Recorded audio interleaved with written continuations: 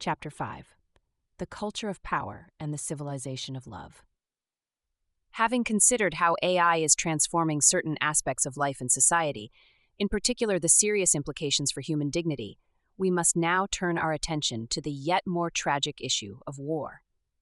Here, the question is not merely the efficiency of new tools, but also the risk that technology, detached from ethics and responsibility, will render decisions about life and death more rapid and impersonal, and will present the use of force as an immediate and viable option. In an increasingly interdependent world, peace is not simply one issue among others, but a prerequisite for the universal common good and a test of the moral maturity of peoples, especially of those who bear responsibility for governing. The digital revolution is changing the nature of conflict. Alongside conventional warfare, there are hybrid forms such as cyber attacks, information manipulation, campaigns of influence, and the automation of strategic decisions. AI acts as an accelerating factor in these processes, particularly within a context where many technologies are intrinsically ambivalent. Consequently, what is created for defense can be rapidly repurposed for offense, and the fine line between protection and aggression becomes blurred. While AI can enhance the defense and protection of civilians, it can also lower the threshold for the use of force, shield people from responsibility, and foster a culture in which the enemy is reduced to a statistic and the victim to collateral damage. Faced with these transformations, we must recall the principles of social doctrine: the dignity of the person, the common good, the universal destination of goods, subsidiarity, solidarity, and justice, for they are criteria for judging whether technologies truly serve humanity or are subjugating it. We should, therefore, consider these principles as guidelines for our decision-making. In this chapter, therefore, I will compare two opposing approaches which I have already evoked through biblical imagery in the introduction. On the one hand, there is the temptation of constructing the Tower of Babel, relying on power and pride. On the other hand, patience is required in order to rebuild Jerusalem piece by piece, as in the time of Nehemiah, by safeguarding humanity and the common good. If we examine global dynamics, we can recognize more clearly the spread of a culture of power characterized by polarization and violence. The modern Babel can be seen not only in the globalized technocratic paradigm, but also in the remote clash between opposing imperialisms, between powers that wish to preserve their supremacy and those that aspire to seize that supremacy, resulting in a multiplicity of local conflicts. Moreover, there seems to be no limit to the race, driven by a dehumanizing ambition to develop ever more powerful technologies or to secure control over them. Yet, despite this downward spiral, we can also glimpse a great part of humanity that is striving to remain human and working to build the holy city of coexistence and peace. All too often, we are unwitting builders and clumsy architects of this city, capable of generous gestures but lacking an overall vision. This building project is slower, less visible, and less spectacular, and awaits a better understanding and greater coordination so that it may become the conscious and clear responsibility of every community, from families to states and the relations between nations. It is this prospect of commitment, this construction site of hope, that we call the civilization of love. The civilization of love in the digital age. When St. Paul VI coined the phrase, the civilization of love, the world was in the midst of the Cold War, an arms race and severe economic instability. In that context, the Church proposed an alternative path to that of ideological opposition between systems, and envisioned a social order in which justice and charity are intertwined, and love becomes the guiding principle of economic, political, and cultural life. Today, we must resolutely recover this vision, for the civilization of love is no naive utopia, but a demanding project, which consists in translating charity into structures of justice, giving institutional form to fraternity, and regarding others, whether individuals or peoples, as allies necessary for building the common good. As the encyclical letter Fratelli Tutti reminded us, only this social love is capable of becoming a culture and a norm, and thereby of bringing about a stable international order, transforming mere armed coexistence into a community with a shared future. This insight proves even more fundamental in the current context of digital transformation. Digital networks, the globalized economy, and the development of AI create increasingly tighter bonds, linking in real time decisions made in one place to the effects they produce elsewhere. In this sense, the words of the Second Vatican Council on the growing interdependence between peoples remain timely. For the common good is taking on an increasingly universal dimension, with rights and duties concerning the entire human family. The project for a civilization of love, therefore, must undertake the task of transforming this imposed interdependence into a willed and chosen solidarity. This is the guiding principle for technological processes. It is not enough for artificial intelligence to make us more efficient or connected. It must also serve to build a universal human family with shared rights and duties, where digital proximity becomes a real opportunity for encounter and mutual care. The culture of power. In our time, a culture of power is taking hold, in which the availability of resources and the ability to dominate tend to dictate the agenda and criteria for decision-making. In this way, the common good of humanity is relegated to the background, and the concrete tragedy of peoples at war is reduced to a secondary consideration in relation to strategic interests. This culture of power infiltrates society, changes relationships and behaviors, and grows by normalizing war, pursuing ever greater military power, taking advantage of the crisis of multilateralism, and fueling a false realism that insists that there is no alternative. The normalization of war. In 1965, the words of St. Paul VI resounded powerfully at the UN General Assembly: "Never again war, never again war." We must acknowledge that, despite the desires and declarations for peace, the past 60 years have been marked by conflicts of astonishing brutality, often affecting civilian populations on a massive scale, leading to the death of innocent victims, mass displacement, social destabilization, and long-lasting wounds. Nevertheless, in public discourse, there was a widespread conviction that war should remain a last resort, subject to strict ethical and legal limits, and always oriented toward a political vision of peace. Following developments in the immediate post-First World War period, a turning point occurred after the Second World War. Peace was made the focus of the international order, as attested in particular by the United Nations Charter, with the intention to save succeeding generations from the scourge of war. Likewise, many national constitutions restricted the use of force to extreme and strictly limited circumstances. Even during the Cold War, despite the existence of serious conflicts, there remained the awareness that a new world war had to be avoided at all costs. Today, however, we are witnessing a real paradigm shift in public discourse and in decisions regarding rearmament, with a troubling revival of war as an instrument of international politics, while the very ethical principles that had previously limited its use are being eroded. Regional conflicts that drag on over time, escalating tensions and reciprocal threats are becoming almost commonplace, and forms of conflict driven by the desire for territorial expansion that were thought to be overcome are re-emerging. Public opinion is gradually being shaped and conditioned by polarizing media narratives, which are often amplified by algorithms that prioritize conflict and confrontation. We are also witnessing a disconcerting loss of historical memory, as first-hand accounts of the Holocaust and the two world wars are disappearing. This leads to a selective or distorted rewriting of the past, in a context where fake news and the manipulation of narratives obscure the lessons that have been learned. Without a living memory of the horrors of war, political decisions risk being made on the basis of power alone, without any consideration for the long-term consequences. To all of this, the media and digital dimensions are adding new and decisive elements. Communication networks, fragmented information environments, and algorithms that reward conflict can magnify polarization and resentment, increase propaganda, and make shared discernment more difficult. Thus, war is not only fought, but also culturally conditioned through simplistic narratives, a friend or foe mentality, disinformation, and fear. When historical memory fades and the ethical principles that protect civilians and the most vulnerable are weakened, it becomes easier to justify violence as necessary, inevitable, or even sanitized. It is in this context that humanity is slipping into a violent culture of power, where peace no longer appears as a responsibility to be taken on, but as a fragile interval between conflicts. Today, more than ever, without prejudice to the right to self-defense in the strictest sense, it is important to reaffirm that the just war theory, which has all too often been used to justify any kind of war, is now outdated.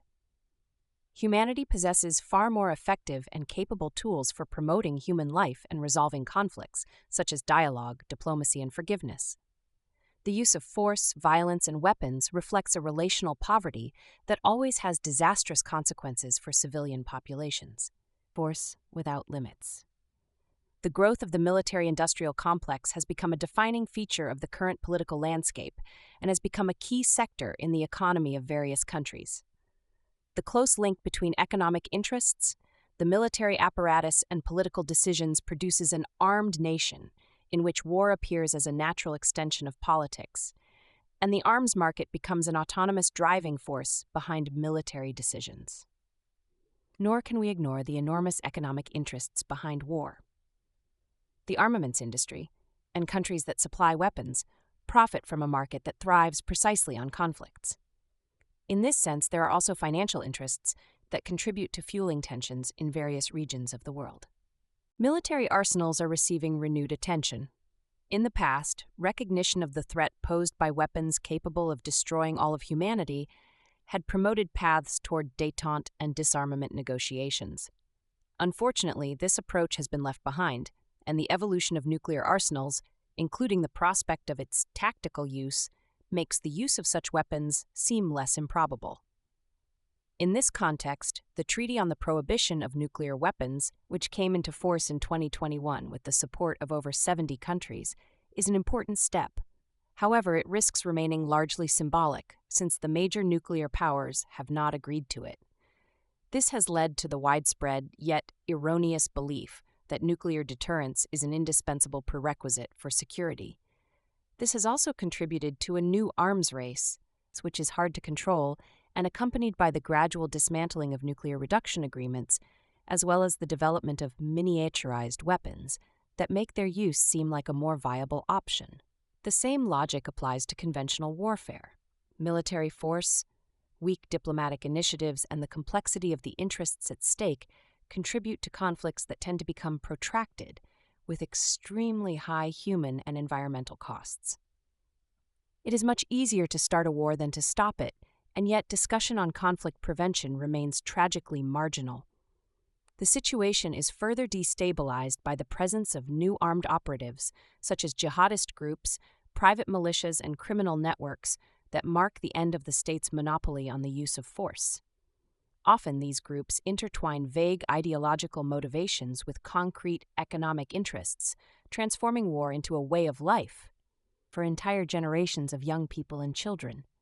Here, the objective is no longer a definitive victory, but the perpetuation of conflict as a source of power and income. Weapons and artificial intelligence. The above-mentioned scenario is linked to the unceasing development of weapons systems, particularly those involving AI.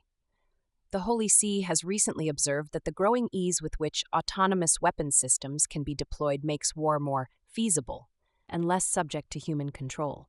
This violates the principle that armed force should be used only as a last resort in cases of legitimate self-defense. For this reason, the development and use of AI in warfare must be subject to the most rigorous ethical constraints to guarantee respect for human dignity and the sanctity of life, and to avoid a race to develop such arms.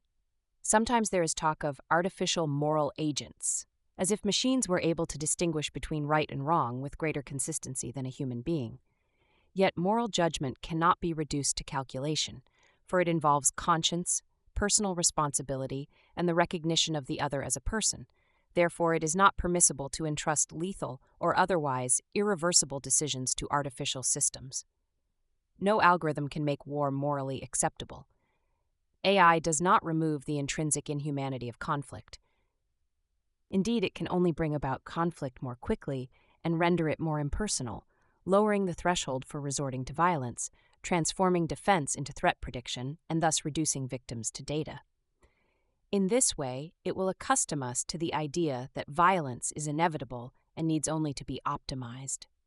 This does not diminish the importance of instilling, as far as possible, values and sound judgment into the artificial systems we build, so that they can contribute to a moral ecosystem in which humans are better able to listen to their own consciences, as well as allowing AI models to establish appropriate boundaries.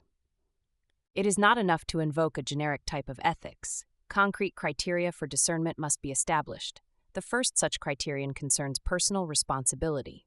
When a decision to strike becomes automated or opaque, the risk of abdicating responsibility increases. For this reason, the chain of responsibility must be identifiable and verifiable.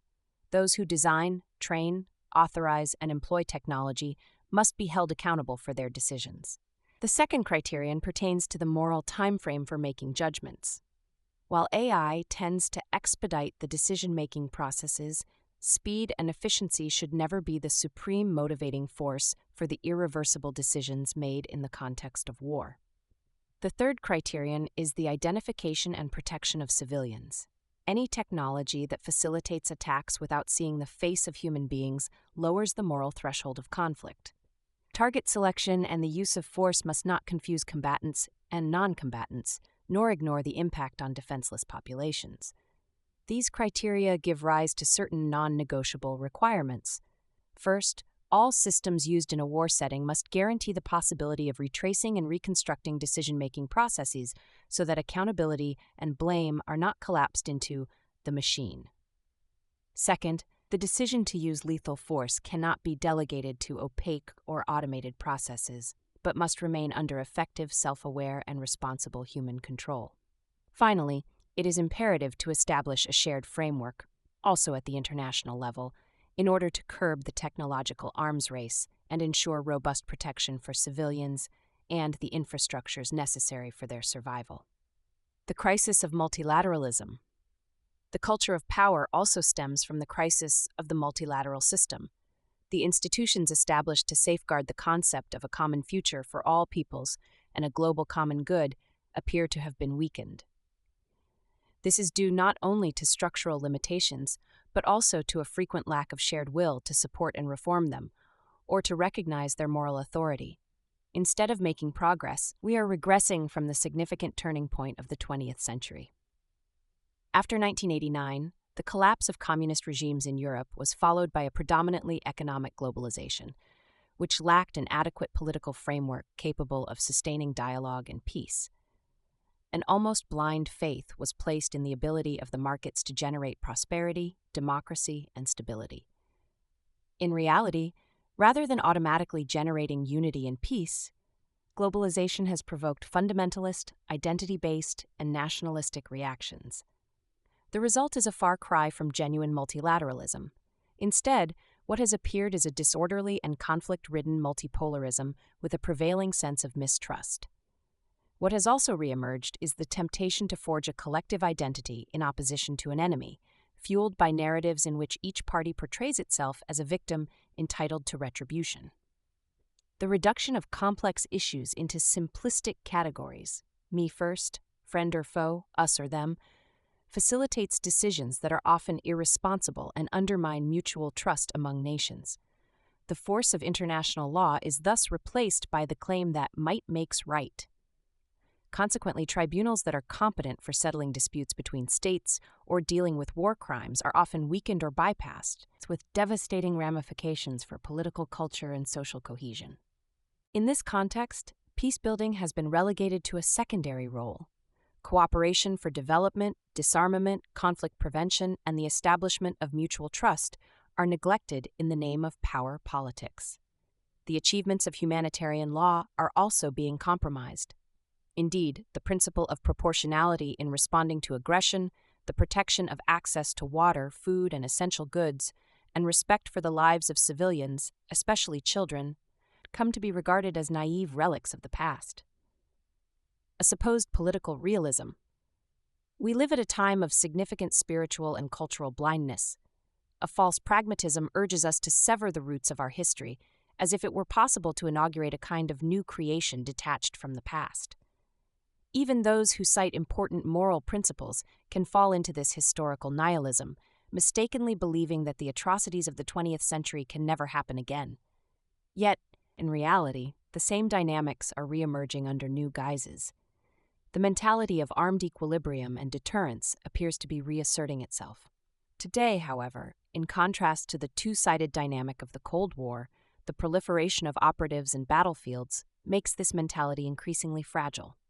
Escalating conflicts lead to asymmetric and hybrid wars, fought not only on the battleground, but also on the economic, financial, and cyber fronts, where disinformation and campaigns that feed people's fears are used to manipulate public opinion.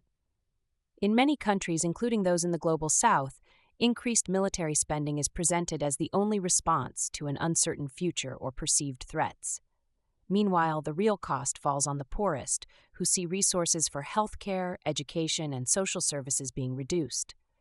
At the core of these issues is a false realism, based not only on the prevailing mentality of force, but on the cultural and anthropological belief that war is an inevitable part of human nature. It is said that things have always been this way, except for occasional pauses, and that it will always be so. As a result, the concern is no longer the search for peace, which has been lost as a point of reference on the international stage, but rather how and when to take military action. This same argument maintains that it would be irresponsible not to prepare for conflict. I would argue, however, that what is truly irresponsible is realpolitik, the form of political realism that sows in consciences and in society an attitude of resignation to the inevitability of war, and dismisses peace and dialogue as utopian or irrational positions that ignore the risks at stake. In fact, peace is neither a naive hope nor merely the absence of war. Instead, it is always possible as the fruit of justice and charity. In such a climate, nihilism and pragmatism become intertwined and end up normalizing grave errors. Religious extremism and identity-based fanaticism ally themselves with irrational economic policies, while politics often turns to misinformation and ridiculing opponents, and systematically cultivating fears and resentments. Thus, diversity is increasingly perceived as a threat, which fuels a desire for possession, a will to dominate, hegemonic ambitions, abuses of power, and a fear of those who are different, thereby creating an environment in which new conflicts can develop almost imperceptibly. This, then, is the fertile ground for new wars that are perhaps even more dangerous than those of the past, since they tend to disregard all ethical limits. What was once considered unacceptable can now be carried out almost without hesitation, while the international response is increasingly influenced more by the interests of individual governments than by the objective gravity of situations. Decisions now seem to be driven almost exclusively by economic calculations, justified through media distortions, manufactured enthusiasm, and dreams that inevitably shatter, generating frustration and further violence. When people come to believe that nothing is genuinely true and that principles are hollow words, then the fuse in their hearts is lit for new eruptions of intolerance and aggression. In these situations, the issue of concrete safeguards to prevent future violence remains an open question. When a culture normalizes and justifies conflict, a dangerous pathway opens up, in that what seems unthinkable today may become acceptable tomorrow in the name of utility or security. In countries marked by serious social tensions, we cannot rule out the possibility that some leaders may consider armed conflict as an effective way of diverting attention from domestic problems and a cynical tool for managing difficulties. A particular responsibility rests on the shoulders of those who work in the field of research. All the key players in this field, scientists, business owners, investors, academic authorities, politicians, and others, must work with a transparent and responsible mindset, while maintaining an acute awareness of the broader context of the technological advancements they help to cultivate, including those related to AI. When people limit themselves to looking only at their own sector, they may deceive themselves into believing they are performing actions that are morally neutral and avoid questions about the ultimate ends that guide certain experiments. In this way, they risk cooperating, perhaps unknowingly, with questionable projects that fuel new forms of violence, manipulation, and dominance. Building the civilization of love. The construction of a world in a state of perpetual conflict is an evil and must be named for what it is. This way of portraying our current situation may seem bleak or pessimistic, yet I consider it necessary to do so.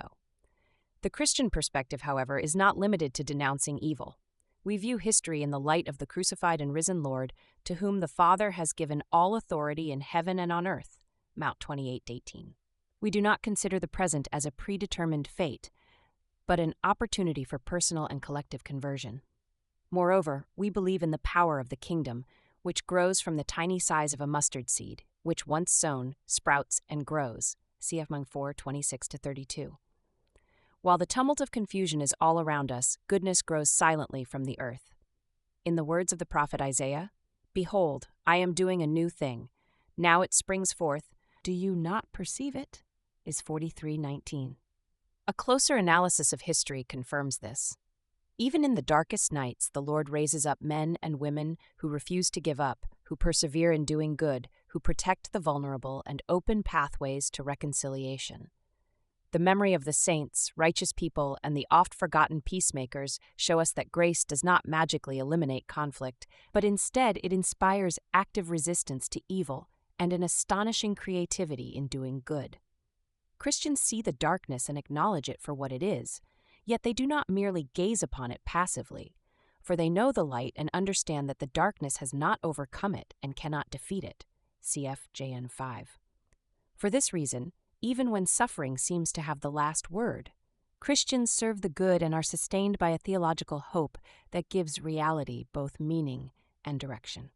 We can all do our part. At this point, however, a subtle temptation may emerge, namely the thought that the problems are too big and we are too small, and that our choices, therefore, cannot make a difference.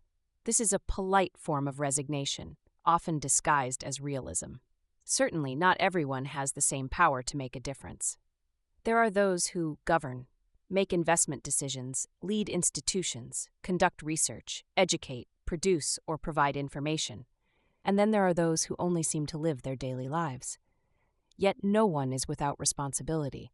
We all have our own areas for action, and it is precisely there and nowhere else that we must choose whether to fuel the mentality of force, even if only through indifference, cynicism, lies, or hatred, or to preserve the mindset of peace with truth, moderation, closeness, and care. The 20th century Catholic author J.R.R. Tolkien, in the words of a protagonist in one of his novels, described our responsibility in this way: "It is not our part to master all the tides of the world, but to do what is in us for the succor of those years wherein we are set, uprooting the evil in the fields that we know, so that those who live after may have clean earth to till." The civilization of love will not arise from a single or spectacular gesture, but from the sum total of small and steadfast acts of fidelity that serve as a bulwark against dehumanization. For this reason, it is worthwhile pausing to reflect on some aspects of how we, each in our own way, can cooperate in building the civilization of love. Without presuming to exhaust this theme, I would like to propose 5 paths toward daily and public responsibility. The need to disarm words, building peace through justice, adopting the perspective of victims, cultivating a healthy realism, and reviving dialogue and multilateralism. The need to disarm words. The first contribution we can make toward a more humane civilization is to be mindful of our words. Let us disarm words, and we will help to disarm the world. Words have enormous power, something we experience in our daily interactions. For example, spoken words can change our mood for better or for worse. Peace begins with each one of us, in the way we look at others, listen to others, and speak about others. In this sense, the way we communicate is of fundamental importance. We must say no to the war of words and images. We must reject the paradigm of war. We must all, therefore, examine our conscience regarding the words we use, the prejudices we have, and the explicit or implicit aggression that lies within them. We have a real opportunity to contribute to the common good each time we speak the truth, offer wise advice, support those in need of comfort, denounce injustice, and give a voice to the voiceless. Building peace through justice. All of us, at every level, can contribute to building the foundation of peace, which is justice. We do not merely seek any kind of peace, such as an absence of conflict at any cost, but instead the true peace born of justice. There exists a very close connection between the justice of the individual and the peace of everyone. Commenting on the psalm verse, "Justice and peace have embraced," Sadie 4:11, St. Augustine wrote, "There is no one who shuns the desire for peace, yet not everyone is willing to practice justice, but perform the works of justice, keeping in mind that justice and peace have embraced. They are not at odds with one another. Why do you set yourself against justice? Here, for example, is justice telling you not to steal, but you pay no heed, not to commit adultery, and you turn a deaf ear, not to do to others what you would not want done to yourself, not to say about your neighbor the things you would not want said about yourself. Do you therefore wish to attain peace? Then practice justice. Let us never grow weary of seeking justice. Adopting the perspective of victims, there are times when, in order to remain human, we must set aside our reservations and take a stand. In some conflicts, it is unjust to remain neutral, nor is it enough merely to claim that we are not complicit. When we witness the bombing of civilians, attacks on hospitals, schools, or vital infrastructure, and violence that affects children, we are confronted with scandals that wound humanity itself. For this reason, we cannot limit ourselves to the level of abstract analysis. Pope Francis encouraged us to touch the wounded flesh of those who suffer, look at their faces, listen to their stories, and acknowledge their wounds. Painful events require both history and memory, the former to recount the facts, the latter to bear witness to lived experiences. Giving space to the perspectives and voices of victims through communication and education helps us to become aware of the abyss of evil inherent in war, and generally in all forms of violence. It helps us to reject the normalization of conflict, not to turn away when human dignity is violated, and to restore to victims the dignity of being recognized and heard. Paying attention to these voices strengthens the conviction that, apart from violent minorities, humanity does not desire war.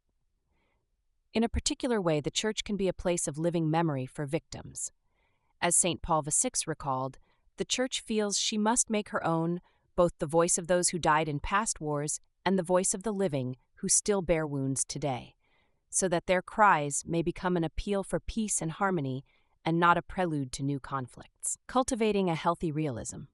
We are in need of a healthy realism that avoids both political idealism and cynicism. There is a kind of idealism that, in order to preserve its own worldview, tends to choose facts selectively, distorting and renaming them. Its proponents eventually inhabit a reality constructed to fit their own convictions. Conversely, there is also a debased form of realism that confuses observation with resignation, arguing that since force prevails, it will always prevail. Authentic realism does not give up on changing the world.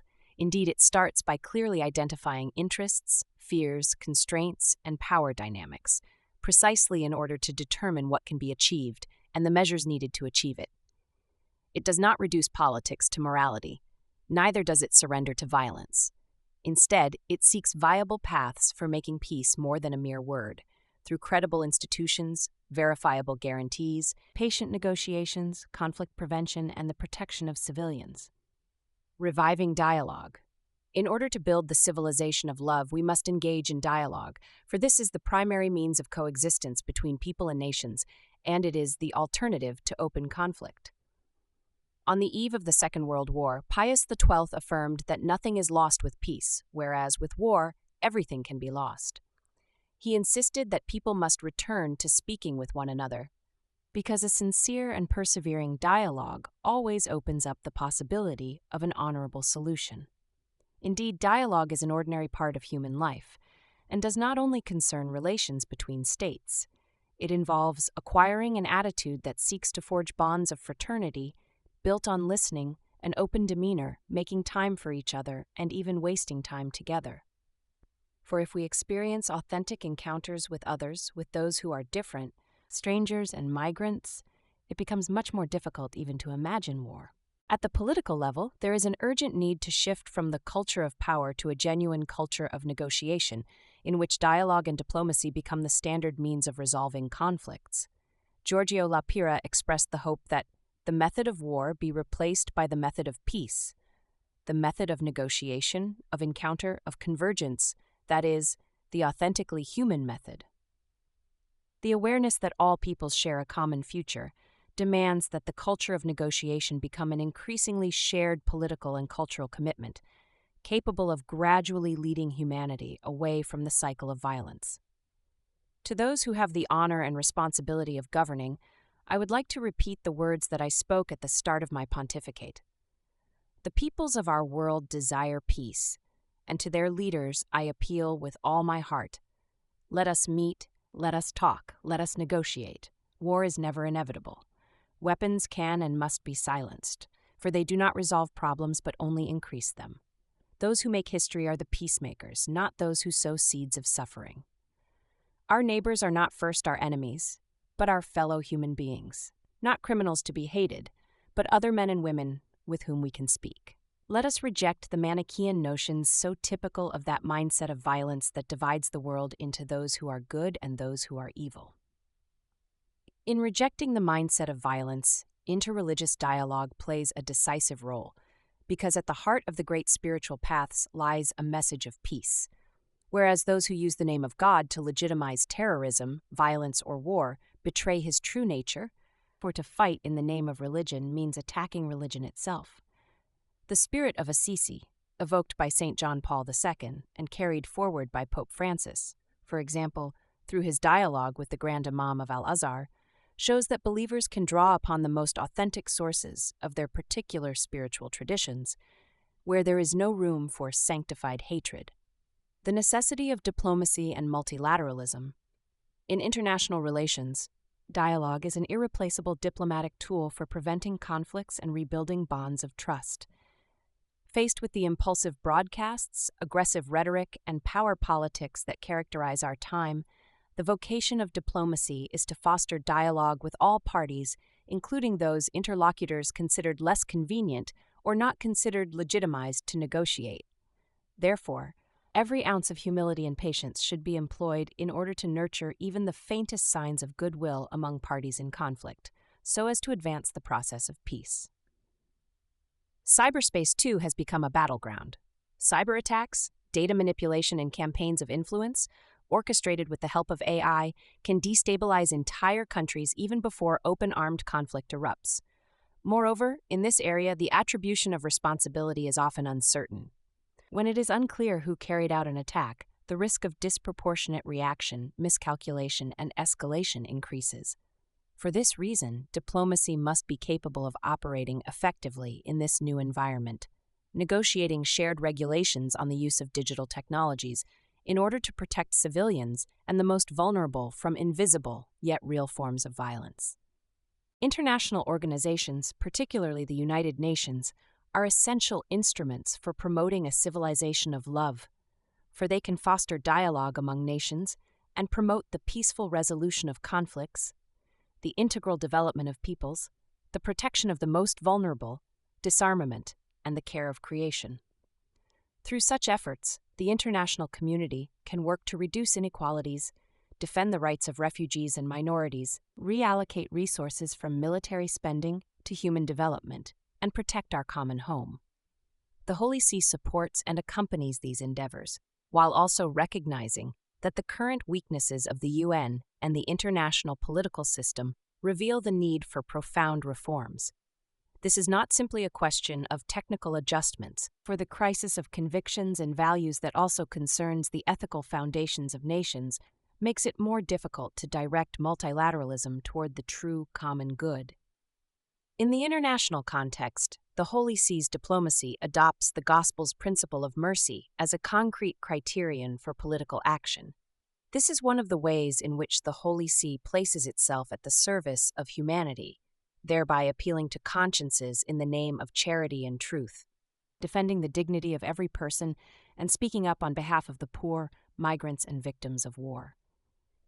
In this way, papal diplomacy expresses the Catholicity of the Church and contributes to the building of a civilization of love, where even new technologies can be oriented toward the common good. Praying and hoping. These avenues for exercising responsibility are sustained by prayer and in turn nourish prayer.